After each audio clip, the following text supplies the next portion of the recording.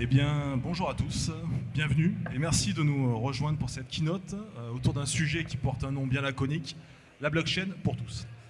Votre humble serviteur se nomme Gaëtan Corcoral, je suis directeur du développement commercial d'Alira et je suis accompagné par Cyril Castagnier, responsable de notre parcours développement blockchain. Est-ce que nous sommes dans notre bulle, nous-mêmes qui avons un peu la tête dans le guidon dans cet écosystème, ou est-ce que tout le monde veut véritablement de la blockchain aujourd'hui? Et pour répondre à cette question, je vais me baser sur certaines stats. La première étant la valeur totale, le total market cap de l'écosystème Web3, qui a forcément quelque peu baissé cette nuit. Donc on n'est plus trop sur 3 920 milliards, on est plutôt autour de 3 700 milliards, mais ayant en tête globalement que l'écosystème a une valorisation qui oscille entre 3 500 et 4 000 milliards. Ce qui est intéressant, c'est que lorsqu'on fait un comparatif entre du coup ce total market cap et le Nasdaq, qui est un indice qui regroupe les principales valeurs technologiques américaines, on se rend compte que dans l'analogie, on est peu ou prou, dans les années 95 à 2005. Et dans ces années-là, nous avons eu l'explosion de la fameuse Internet. Donc je mets des guillemets au mot bulle, car une bulle, ça éclate, et souvent ça repart pas. Et on voit que depuis quand même, que ce soit l'ensemble de la valorisation autour de cette technologie qui est Internet ou la valorisation du Nasdaq, on a eu une belle reprise. Et ce qui est intéressant, lorsqu'on s'intéresse aux nouvelles technologies, c'est de s'intéresser à ce qu'on appelle la courbe de Gartner. La courbe de Gartner, c'est un schéma qui vous permet d'apprécier la vitesse à laquelle une technologie est en train d'être adoptée par le monde au sens large du terme. Ce qui est intéressant avec cette courbe de Gartner, c'est qu'elle commence et qu'elle finit toujours de la même façon. Elle commence par ce qu'on appelle une phase de déclenchement. C'est là où on a une innovation, où une technologie est initiée. Si on fait la comparaison avec Internet, c'est typiquement le lancement d'ARPANET en 1969 jusqu'en 1994, où ce réseau a été disponible au grand public. Donc là, on est sur une phase de déclenchement. Puis, vous avez une accélération jusqu'au pic des attentes démesurées. C'est là où, pour Internet, vous avez Amazon, vous avez Google, vous avez Yahoo par exemple, qui ont été créés. Vous avez du coup ce pic des attentes démesurées qui est atteint. C'est là où généralement une bulle éclate. C'est là où on se rend compte que toutes les promesses ne sont pas forcément tenues. Et vous avez comme ça les valorisations qui descendent jusqu'à ce qu'on appelle la vallée de la désillusion. En moyenne, 80 à 90% des sociétés disparaissent ici, avant d'atterrir sur ce qu'on appelle une phase de clarification et d'arriver sur un plateau de productivité permettant à l'ensemble des valeurs de grimper. Ce qui est intéressant, lorsqu'on arrive dans cette vallée de la désillusion, juste avant de passer sur cette phase de clarification, c'est que c'est là, souvent, où vous avez de très nombreuses sociétés qui ont ensuite pignon sur rue et qui deviendront des très grosses boîtes qui se mettent à émerger. Dans le cas d'Internet, vous avez à ce moment-là Facebook qui apparaît, vous avez YouTube qui apparaît, vous avez Apple qui lance l'iPhone. Et c'est du coup une phase qui est excessivement importante. Et lorsqu'on fait l'analogie avec l'écosystème Web3, on voit qu'on a une phase de déclenchement qui est même antérieure aux chiffres qui apparaissent ici. La technologie Web3, les réseaux décentralisés ont été initiés par les cypherpunks dans les années 80. Vous avez cette phase de déclenchement du coup qui évolue jusqu'à la sortie de Bitcoin dans les faits en 2009. Et vous avez du coup l'équivalent comme ça de cette montée en puissance jusqu'en 2021 avec de nombreuses promesses de l'écosystème crypto, la révolution du monde, etc. etc. Puis vous avez des promesses qui ne sont pas tenues. On rentre dans la vallée de la désillusion. Vous avez 80% des projets qui vont à la cave et qui probablement ne reviendront jamais. Mais ce qui est intéressant surtout, c'est que lorsque vous arrivez ici, avant de rentrer en fait dans cette phase qui est indirectement cette phase de clarification, vous avez de nombreux acteurs tels que des États qui légifèrent. C'est le cas avec MiCA, c'est le cas avec le Genius Act. Vous avez de nombreux acteurs qui s'y intéressent, des acteurs plus traditionnels. Ça a été le cas avec BlackRock et les ETF. Et vous avez de véritables cas d'usage qui émergent. Cyril va vous présenter ces cas d'usage. Et avant de lui passer la main, je vous redonne 2-3 stats. Ayez en tête qu'aujourd'hui, 600 millions de personnes dans le monde possèdent des cryptos. C'est 10% de la population mondiale. 6 millions de Français, c'est également 10% approximativement de la population française. On voit qu'on est dans la moyenne. Et enfin, 50 millions d'entre eux hébergent ces cryptos de façon non custodiale. Maintenant, au cas d'usage. Donc du coup, petit sommaire pour les cas d'usage, je vais revenir sur un petit cas concret que j'ai vu récemment qui m'a un peu amusé et sur lequel je pense qu'on va tous pouvoir être d'accord sur le fait qu'il y a des pignoufs qui utilisent mal la techno. On va pouvoir voir aussi des cas d'usage autour de la monnaie, on va pouvoir voir des cas d'usage autour de la finance et de la confiance. Alors la finance, on va pas mal reparler de choses qu'on vient de voir, hein, pour ceux qui étaient là dans le précédent panel. Ah ouais, ça fait pas de mal de le rappeler. Alors, les outils ont de l'importance, comme j'ai dit. Bon, il y a des gens qui les utilisent mal, les outils numériques. Nous, on est là pour essayer de proposer une autre vision en fait, des outils numériques, notamment par l'usage de la blockchain. Alors, quand on fait ça, on a toujours une vision assez critique de ce que l'on voit, notamment dans l'actualité. Et moi, j'ai envie de vous parler de ce type-là. Ce type-là, Philippe de Villiers, qui a fait une proposition de loi sur l'immigration. Bon, bah, on en pense ce qu'on veut. Dans tous les cas, il a mal utilisé la techno parce qu'il a fait une petite pétition sur un site dans lequel tout le monde pouvait voter de manière complètement aléatoire. On pouvait botter le truc. Et donc, du coup, il a annoncé des chiffres qui ne sont absolument pas vérifiables. C'est dommage. On a des technologies qui permettent d'avoir de la vérifiabilité. Et puis, surtout, c'est dommage parce qu'il y a des outils qui existent déjà. Je pense par exemple à France Connect. Je pense au passeport digital, mais on va revenir sur la blockchain pour des principes d'interopérabilité, j'y reviens dans quelques minutes. Donc, premier cas d'usage réel, c'est celui des monnaies, évidemment. Celui des monnaies qui est évidemment mis en avant par Bitcoin. Bitcoin qui a des propriétés quand même assez intéressantes en termes d'utilisabilité et en termes aussi de résilience. Alors, l'utilisabilité, c'est par exemple pouvoir utiliser notre Bitcoin partout. Là, je pense par exemple à des solutions françaises comme l'Easy, qui permet d'utiliser Bitcoin dans des TPE traditionnels. Donc très pratique pour n'importe quel commerçant aujourd'hui d'utiliser Bitcoin. Et puis, c'est utilisable vraiment partout. Genre, je veux dire, on a par exemple ici au Salvador des caisses pour le Starbucks où on peut payer en Bitcoin. Genre, c'est aussi ça le monde d'aujourd'hui. C'est un monde dans lequel on a des usages réels, des usages concrets, pas juste des trucs de geek. Et puis, c'est vraiment sans s'arrêter. Je ne sais pas si vous êtes au CIC par exemple, mais il se peut que vos virements ne soient pas passés en début d'année. Bon, bah c'est dommage. Si vous aviez utilisé Bitcoin, vous n'auriez pas eu le problème.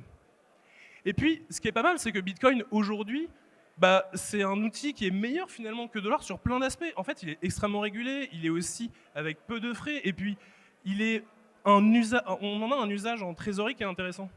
Genre, je veux dire, quand on dit que peu de frais, là ici, j'ai pris une transaction un petit peu aléatoire où on voit qu'il y a 700 bitcoins qui sont échangés. 700 bitcoins, ça fait donc 78 millions de dollars, qui sont échangés pour 1,55 dollars de frais. Bon, c'est vraiment pas énorme. C'est réglementé, on l'a dit, MiCA, le statut PSAN en France qui a évolué aussi.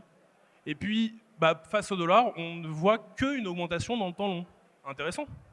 Et ça, c'est quelque chose dans lequel on a ce qu'on appelle les Bitcoin Treasury Companies.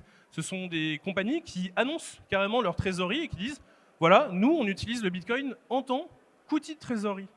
Et on voit qu'il y a des entreprises françaises, ici, Capital B ou quoi. Donc voilà, c'est pas uniquement ailleurs, c'est aussi chez nous.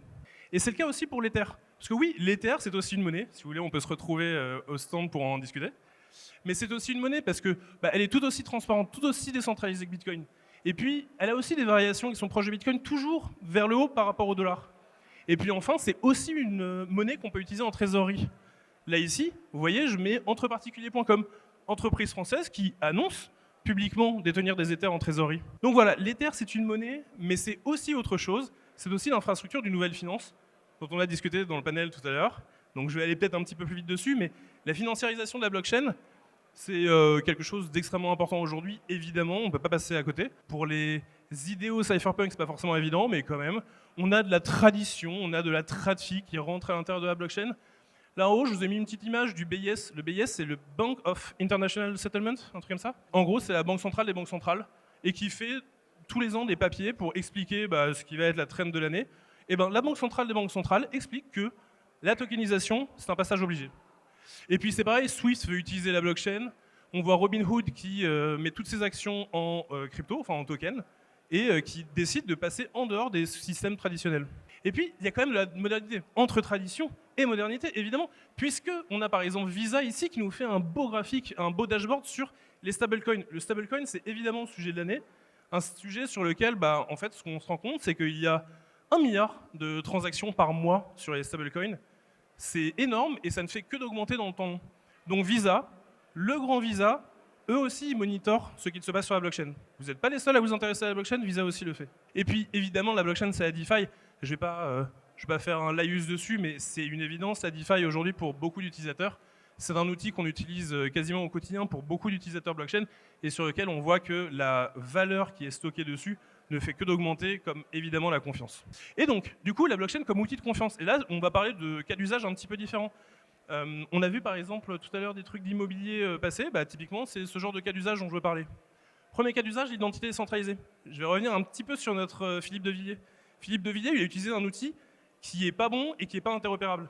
Là, ici, on a des outils qui proposent des solutions intéressantes et qui surtout sont interopérables. On va pouvoir utiliser en tant que développeur, en tant qu'acteur, en tant que créateur de projet, des outils qui nous permettent d'être rassurés sur l'identité des personnes, sur le fait qu'une adresse appartient bien à une personne. Ce n'est pas un robot, et cette personne ne possède pas 1 milliard d'adresses. Et ça se fait notamment avec des outils cryptographiques. Alors là, j'en ai cité un, la preuve à divulgation nulle de connaissances, c'est les zero knowledge, les ZKP comme on dit. Les ZKP, c'est des outils cryptographiques qui permettent de dire, par exemple, je pense par exemple aux sites pour adultes là, qui sont faits un peu tacler cette année. Bah, là, on pourrait très bien dire, bah voilà, je prouve que j'ai 18 ans sans avoir besoin de montrer ma carte d'identité. Vous voyez ? Donc on évite des leaks de données, pour autant on peut prouver quelque chose. Et bien ça existe notamment parce que dans la blockchain, on travaille la cryptographie et on est capable de proposer des solutions comme ça. Alors évidemment, ça existe aussi dans la supply chain. Dans la supply chain, on a un exemple français avec Tilcal. Tilcal qui a commencé par la supply chain autour du miel et qui aujourd'hui travaille avec de nombreuses entreprises, elles sont notées ici. Mais ce n'est pas les seuls. Un énorme groupe comme Carrefour utilise la blockchain pour tracer les produits distributeurs avec la blockchain alimentaire. Et puis évidemment, l'IA, on est obligé d'en parler parce que c'est quand même le sujet de l'année et le sujet depuis maintenant de quelques années déjà. L'IA et la blockchain ont des intersections qui sont claires. En termes de développement, évidemment, avec les outils d'IA, mais aussi avec des agents qui vont faire des transactions pour vous directement. En fait, la blockchain, c'est juste l'infrastructure d'une nouvelle méthode informatique. Alors, on va pouvoir, par exemple, aussi prouver de l'intégrité de l'information. Nous, par exemple, on est une école, donc à l'IRA, et nos diplômes, ils sont disponibles directement sur la blockchain de BC Diploma. Pareil, un acteur français avec qui on travaille et qui nous permet de vérifier justement qu'un diplôme existe réellement et appartient bien à une personne. Si BC Diploma, ça vous dit rien, a priori, La Poste, EDF, Engie, la Caisse des dépôts, ça vous dit peut-être quelque chose, et bien ils font aussi ce genre de travail. Aujourd'hui, ce sont tous les institutionnels en France et à l'étranger, évidemment, qui travaillent avec la blockchain, sans forcément que ce soit connu. Enfin, la blockchain, c'est aussi des outils de collaboration. Bah oui, on est là pour décentraliser les choses. On est là pour créer des alternatives aux banques. En haut à droite, c'est une capture d'écran d'un outil qui s'appelle Safe. Safe, c'est un outil qu'on dit multi-sig wallet. C'est un outil qui permet notamment à des personnes de partager un compte bancaire. Par exemple, Corco et moi, on pourrait partager un compte bancaire avec d'autres personnes. On pourrait être 3, comme c'est le cas ici, et dire, OK, pour faire une transaction, on veut s'assurer qu'au moins 2 personnes parmi les 3 font la transaction.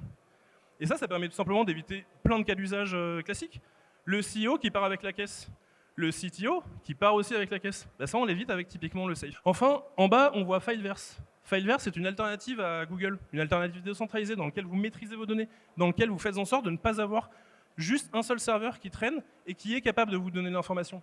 Fileverse, il propose 10 docs et 10 sheets, Decentralized Docs et Decentralized Sheets. Je vous invite à l'utiliser, ça se fait en 2 secondes, et en quelques instants, vous avez un compte, si vous avez un MetaMask, et vous avez surtout un accès à un outil quasiment aussi bon que Google Doc. Pour ma part, en tout cas, je l'utilise pas mal aujourd'hui. Des cas d'usage, il y en a plein. Je pourrais vous parler d'Epin et à quel point ça a révolutionné, par exemple, en Amérique, l'usage des réseaux. Il y a des gens qui, aujourd'hui, utilisent Internet avec des réseaux Wi-Fi qui viennent justement de réseaux décentralisés. Bref, c'est un usage énorme et dont on pourrait faire le tour si on avait, par exemple, une formation. Ah oui, et juste, les blockchains, c'est évidemment aussi récupéré par l'État. On voit des outils comme, par exemple, les monnaies numériques de banque centrale. Il en a très bien parlé, la personne juste avant moi, en disant que, bon, il faut peut-être faire attention, c'est pour le bien, c'est pour le mal, peu importe. Et en effet, comme le disait Cyril, pour pouvoir vous professionnaliser et potentiellement intégrer l'écosystème, vous pouvez venir vous former auprès d'Alira. Bon, on a quand même rushé cette présentation, on n'avait que 15 minutes, on aurait adoré vous parler davantage, mais il y a de nombreux acteurs qui vont également vous transmettre beaucoup d'informations intéressantes. Retenez une chose, chez Alira, nous sommes présents depuis 2019. Nous avons formé plus de 2500 professionnels à cet écosystème sur des thématiques telles que le consulting en blockchain, qui vous permet d'avoir une vision à 360 degrés de ce qu'est l'écosystème et des acteurs qui le composent. La formation développement blockchain, qui vous permet de créer vos propres dApps de A à Z en maîtrisant l'ensemble de la sécurité et en étant en mesure d'auditer différents smart contracts, ainsi que la formation finance décentralisée, qui permet à toute personne étant exposée à l'écosystème crypto de mettre en place des stratégies DeFi, de générer du rendement passif, tout en se protégeant un maximum des risques et de la volatilité. Voilà. Nous avons également aujourd'hui 2 formations en IA qui vous proposent une vision d'ensemble comme celle en blockchain. À présent, Pour ce faire, nous avons différents formats pour des personnes qui souhaitent se former de façon très courte. On a des formats en 44 heures qui du coup peuvent s'écouler de 1 à 3 mois. Si jamais vous voulez avoir un esprit de promo et construire des projets avec des collègues de promo,